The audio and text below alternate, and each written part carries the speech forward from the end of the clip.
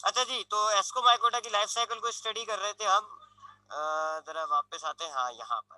तो हमने क्या अब तक देखा कि सबसे पहले हमारे पास जो है दो हाइफीज हैं एस्कोमाइकोटा में। एक है जी पॉजिटिव हाइफी, एक है नेगेटिव हाइफी। पॉजिटिव हाइफी में आ गया एस्कोगोनियम, नेगेटिव में आ गया एंथीरिडियम। फिर ये दोनों आपस में एक दूसरे के करीब आते हैं, इनका साइटोप्लाज्म मिल जाता है, इस स्टेज को आप कहते हो प्लाज्मोगेमी। उसके बाद एंथीरिडिया का जो न्यूक्लियस है वो शिफ्ट हो जाता है एस्कोगोनियम के अंदर। और अब ये जो एस्कोगोनियम है ये एक डायकैरियोटिक हाइफी हो गई। क्या हो गई ये डायकैरियोटिक हाइफी, क्योंकि इनका साइटोप्लाज्म मिला हुआ है लेकिन दो अलग अलग न्यूक्लियस है, तो ये डायकैरियोटिक हाइफी होती है। अब ये अपने आप को डेवलप करती है जी। ये डेवलप होते होते होते होते इसके डेवलप होते हुए ये पूरा स्ट्रक्चर तैयार हो जाती, पूरी इसकी बॉडी। जैसे कल हमने देखा था ना डायकैरियोटिक हाइफी, पूरा वो मशरूम बना देती है। बिल्कुल इसी तरीके से अब ये डायकैरियोटिक हाइफी आपस में डेवलप होती रहेगी, ये सारी डायकैरियोटिक हाइफी। ये जो स्ट्रक्चर तैयार हुआ है इसको हम कहते हैं एस्कोकार्प। एस्कोकार्प, कल हमने क्या नाम दिया था, बेसिडियोकार्प। यहाँ हमने क्या नाम दिया है, एस्कोकार्प। बिल्कुल कल वाली लाइफ साइकिल की तरह होगी, बस फर्क क्या है, नाम चेंज है। तो डायकैरियोटिक हाइफी डेवलप हुई, उसने क्या तैयार कर दिया, एस्कोकार्प। अब इस डायकैरियोटिक हाइफी, ये जो एस्कोकार्प तैयार हुआ है, इसके अंदर अगर हम एक डायकैरियोटिक हाइफी देखें तो हर हाइफी के ऊपर ये एक स्ट्रक्चर डेवलप होता है। इस स्ट्रक्चर को आप कहते हो एस्कस। देखे जी, ये रहा, रेड वाला लेते हैं, ये रहा, ये रहा, ब्लैक वाला ले लेते हैं, ये रहा। ठीक है, ये नजर आ रहे होंगे आपको, ये है जी एस्कस।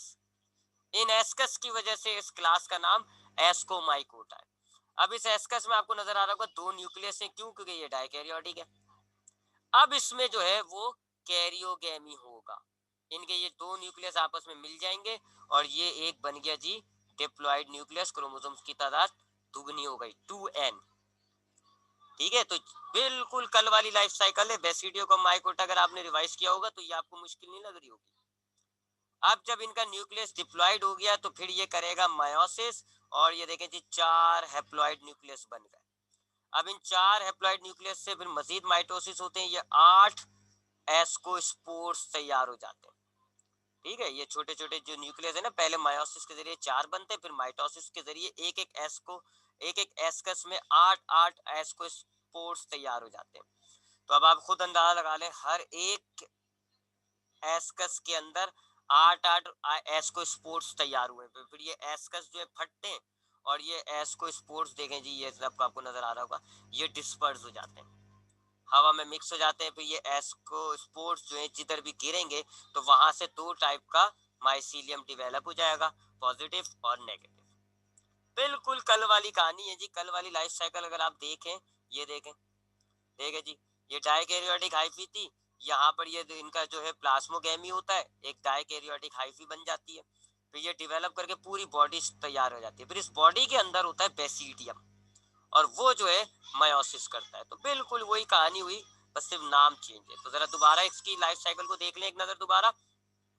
सबसे पहले हमारे पास हमने स्टार्ट करी इसकी लाइफ साइकिल, दो अलग अलग फंगस के एस्कोमाइकोटा के स्ट्रेन है, एक नेगेटिव एक पॉजिटिव। इनमें एक में जो है एस्कोगोनियम बना, एक में एंथीरिडियम बना। ठीक है जी, एक में एंथीरिडियम एस्कोगोनियम, एक में एंथीरिडियम। फिर ये दोनों एक दूसरे के करीब आते हैं, इनका साइटोप्लाज्म मिल जाएगा, इस स्टेज को आप कहोगे प्लाज्मोगेमी, ये इनका मिल गया। अब एंथीरिडियम से न्यूक्लियस शिफ्ट हो जाता है एस्कोगोनियम के अंदर, और अब ये जो एस्कोगोनियम है इसमें से एक हाइफी डेवलप होना शुरू होती है, जो कि कैसी होगी, डायकैरियोटिक हाइफी, यानी उसमें दो न्यूक्लियस होंगे, एक एंथीरिडियम का एक एस्कोगोनियम का। तो ये एंथीरिडियम का हो गया, ये एस्कोगोनियम का है। अब ये डायकैरियोटिक हाइफी डेवलप होते होते ये स्ट्रक्चर तैयार कर लेगी, इस स्ट्रक्चर को आप कहते हो एस्कोकार्प। अब इस एस्कोकार्प के अंदर हर डायकैरियोटिक हाइफी के टॉप पर एक छोटी सी गोल स्वेलिंग पोर्शन होता है, उसको हम कहते हैं एस्कस, जिनमें शुरू में तो दो न्यूक्लियस होते हैं, फिर कैरियोगेमी होगा। क्या होगा फिर, कैरियोगेमी। और फिर उनका वो दो न्यूक्लियस मिल जाएगा और एक डिप्लॉइड न्यूक्लियस बन जाएगा। फिर मायोसिस होगा, वो डिप्लॉइड न्यूक्लियस चार हैप्लॉइड न्यूक्लियस में कन्वर्ट हो जाएगा, फिर चार से ये 8 हो जाते हैं और ये तैयार हो जाएंगे एस्कोस्पोर्स।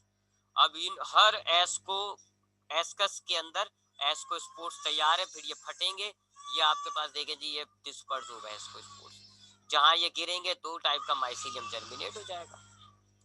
ये हो गई आपके पास तीसरी क्लास, जिसको आप कहते हो एस्कोमाइकोटा। इस तरफ इस डायग्राम में आपको इसका एसेक्सुअल रिप्रोडक्शन दिखा रहा है, कॉनिडियोफोर्ड, जो हम पहले भी पढ़ चुके हैं। ठीक है जी, अब हम चौथी डिवीजन पर आते हैं। चौथा डिवीजन कहलाता है ड्यूटेरियोमाइकोटा। इस डिवीजन को आप फंजाई इम्परफेक्टी भी कहते हैं। इम्परफेक्टी का मतलब होता है जो परफेक्ट नहीं होता। क्यों? क्योंकि इनमें सेक्सुअल रिप्रोडक्शन एब्सेंट होती है। इनमें सेक्सुअल रिप्रोडक्शन एब्सेंट होती है, तो इस फंगस को आप, इस क्लास को आप इम्परफेक्टी भी कहते हो। तो चार क्लासें हो गई। एक में जाइगोमाइकोटा, उसमें जाइगोस्पोर तैयार हुआ। बेसिडियोमाइकोटा, उसमें बेसिडियम तैयार हुआ।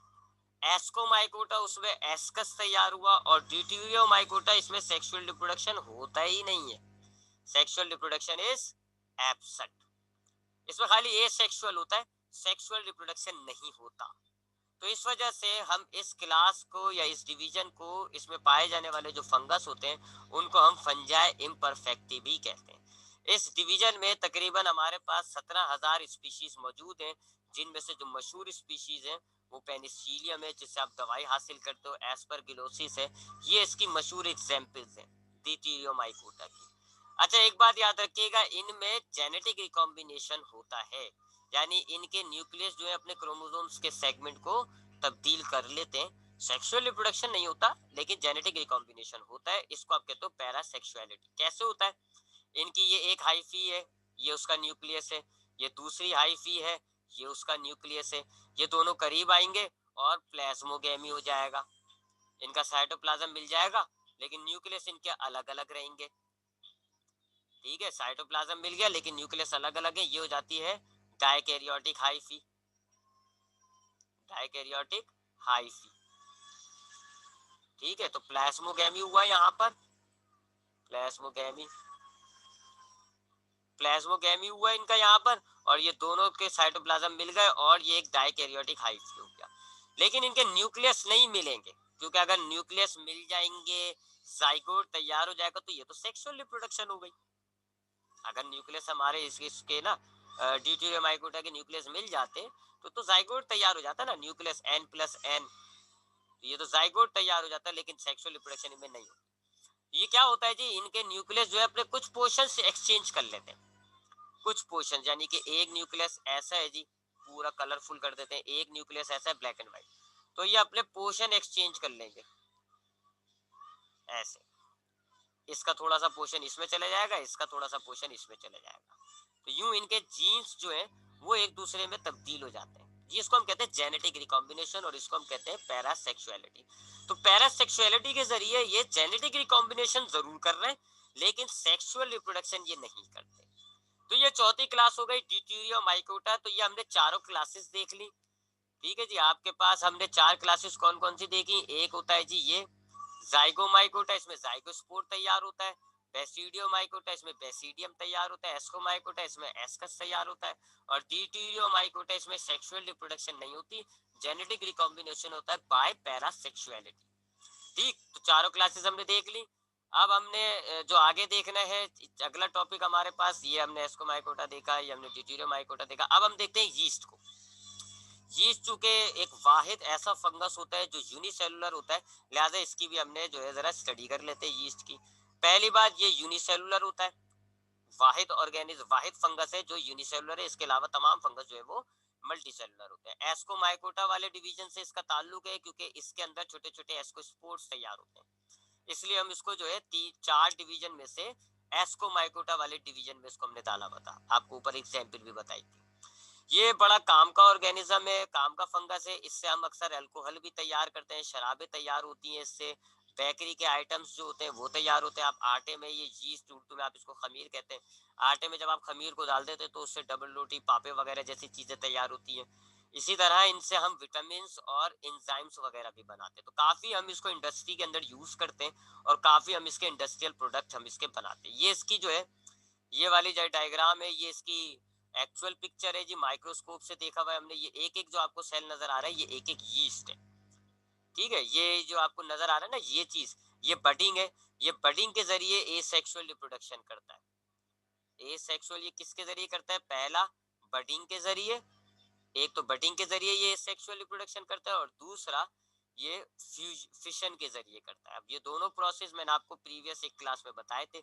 बडिंग मैंने आपको बताया था एक छोटी सी कली डेवलप हो जाती है, फिर जिनका जो पेरेंट का न्यूक्लियस होता है वो डिवाइड होके एक न्यूक्लियस जो है वो बड में चला जाता है, फिर बड डिवेलप होती है और फिर पेरेंट बॉडी से अलग हो जाती है।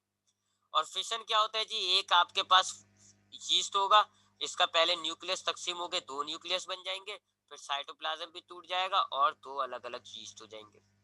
तो ए सेक्सुअल रिप्रोडक्शन ये करता है बडिंग और फिशन के जरिए। इन दोनों को हमने डिटेल में प्रीवियस क्लास के अंदर स्टडी कर लिया था। तो ये हमारे पास यीस्ट का एक्चुअल माइक्रोस्कोपिक डायग्राम है। इसमें आपको कुछ फंगस कुछ यीस्ट आपको ऐसे नजर आ रहे हैं जिनमें बड है, यानी वो ए सेक्सुअल रिप्रोडक्शन कर रहे हैं बाय बडिंग। अच्छा, अगर हम इसका सेलुलर स्ट्रक्चर देखें तो ये जो डायग्राम है ये इसके सेलुलर स्ट्रक्चर की है। इसके पास जो है सबसे आउटर नजर आ रहा है आपको क्या है, सेल वॉल मौजूद है। ये इसकी सेल वॉल आ रही है, ये चीज सेल वॉल है इसकी, चिटन से बनी हुई होती है क्योंकि फंगस है, फंगस का सेल वॉल जो है वो चिटन से तैयार होता है।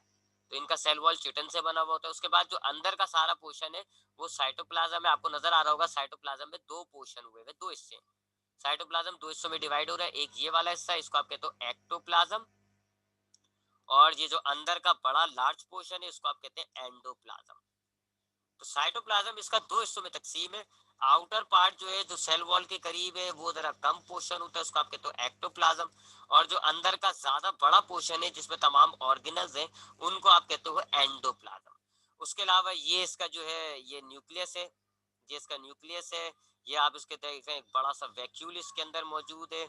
ये इसके अंदर लिपिड के और ऑयल ग्रेन्यूल्स मौजूद हैं जिसके अंदर इसने खाना स्टोर किया हुआ है। बाकी चूंकि ये यूकैरियोटिक होता है तो इसमें गोल्जी बॉडीज, माइटोकॉन्ड्रिया सब मौजूद होते हैं।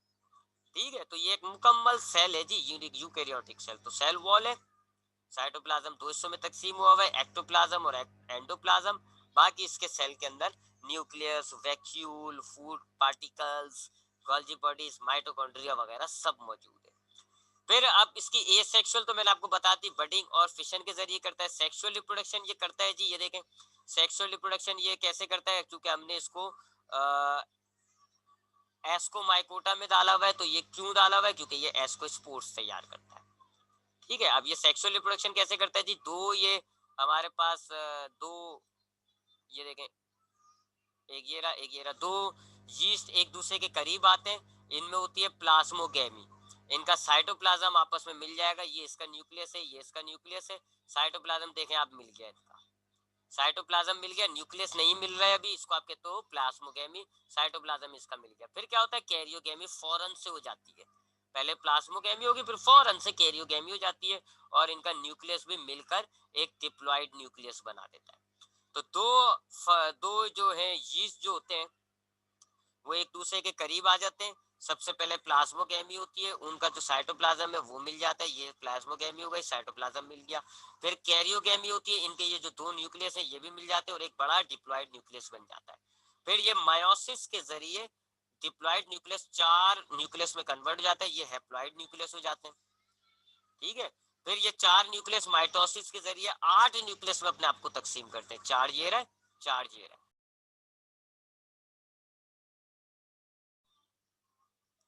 ठीक है जी, तो कहाँ तक हुआ देखे जी, इसका सेक्सुअल रिप्रोडक्शन हम देख रहे थे। दो यीस्ट करीब आए, प्लाज्मोगेमी हुई, इनका साइटोप्लाज्म मिल गया। फिर कैरियोगेमी हुई, इनका न्यूक्लियस भी मिल गया और ये एक डिप्लॉइड न्यूक्लियस बन गया। फिर ये मायोसिस करके चार न्यूक्लियस में तकसीम हो जाएगा, ये चारों न्यूक्लियस जो है वो हैप्लॉइड होते हैं। फिर ये चार न्यूक्लियस माइटोसिस करके आठ न्यूक्लियस में तकसीम हो जाएंगे। हर न्यूक्लियस के साथ साइटोप्लाज्म का छोटा छोटा सा पोर्शन लग जाएगा और ये आठ एस्कोस्पोर्स तैयार हो गए, ये आठ एस्कोस्पोर्स तैयार हो गए। और ये जो वॉल है अब हम इसको कहते हैं कि ये एस्कस है, इसी वजह से हमने इसको एस्कोमाइकोटा में डाला हुआ है। तो अब यीस्ट जो है वो एस्कस हो गया और उसके अंदर आठ एस्कोस्पोर्स हैं जी। फिर ये एस्कस फटेगा, ये एस्कोस्पोर्स निकलेंगे और फिर ये जर्मिनेट हो जाएंगे एक नए यीस्ट के अंदर। तो ये इसका सेक्सुअल रिप्रोडक्शन हो गया जी। तो हमने यीस्ट भी देख लिया, चारों डिविजन्स भी देख ली। आज की क्लास में हम बस इतना ही स्टडी करते हैं। फिर इंशाल्लाह अब हम नेक्स्ट क्लास में यानी कल की क्लास में कुछ इसकी यूजफुल और हार्मफुल इफेक्ट्स देखेंगे फंगस के, और फिर हमारे पास ये चैप्टर भी जो है वो खत्म हो जाएगा। अगर आपको फातिमा बेटा कोई सवाल है तो माइक खोलें और पूछें।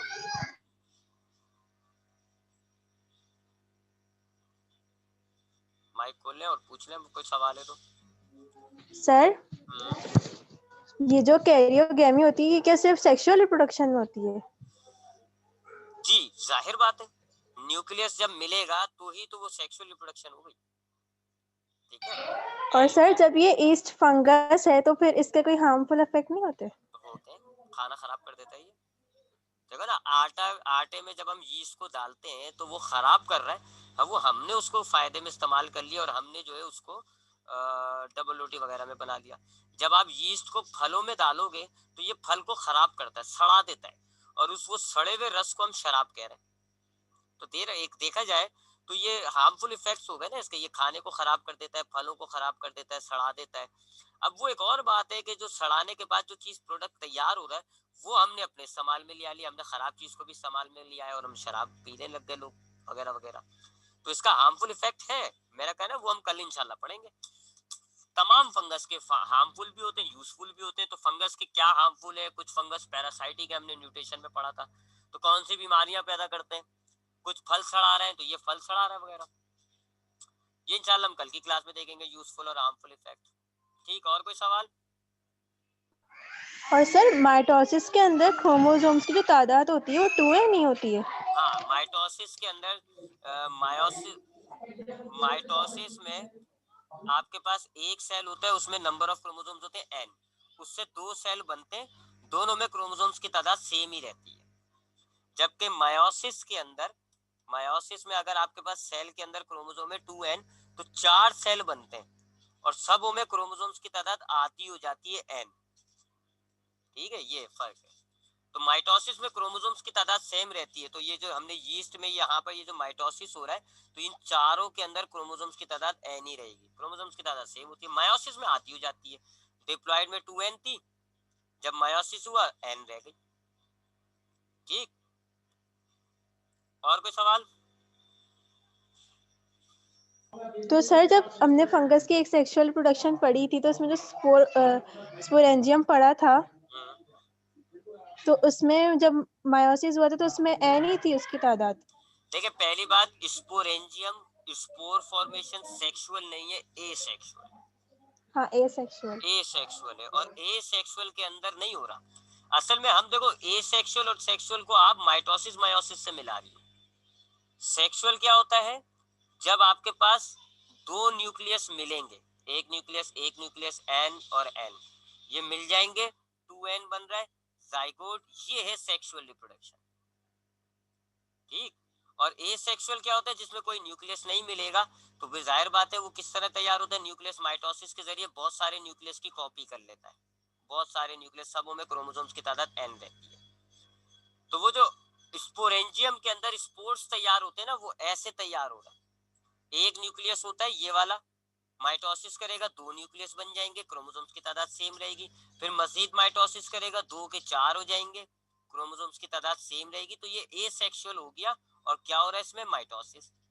जबकि सेक्सुअल के अंदर क्या होता है, दो न्यूक्लियस मिलेंगे, कैरियोगेमी होगी, जाइगोट तैयार होगा, फिर जाइगोट आगे जाके किसी स्टेज में मायोसिस करेगा, ये ताकि क्रोमोसोम्स कितने हो जाए, आधे आधे। ठीक है, तो ये दो अलग चीज है, दो अलग रिप्रोडक्शन की टाइप, दो अलग है। सेक्सुअल और एसेक्सुअल दोनों में कहीं ना कहीं जाके एसेक्सुअल भी हो रहा है, जाइगो भी हो रहा है, यानी मायोसिस माइटोसिस दोनों हो रहा है। ठीक, कोई और